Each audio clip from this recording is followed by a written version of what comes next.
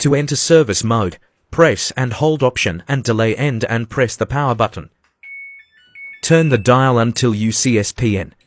This will test the motor to its fullest potential at full speed. Press Start. Turn the dial until you see TST. This will test motor at a washing speed. Press Start.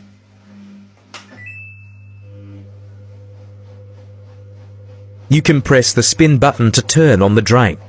You can press temp to start or stop the solenoid water valve, then it will start to heat the water up.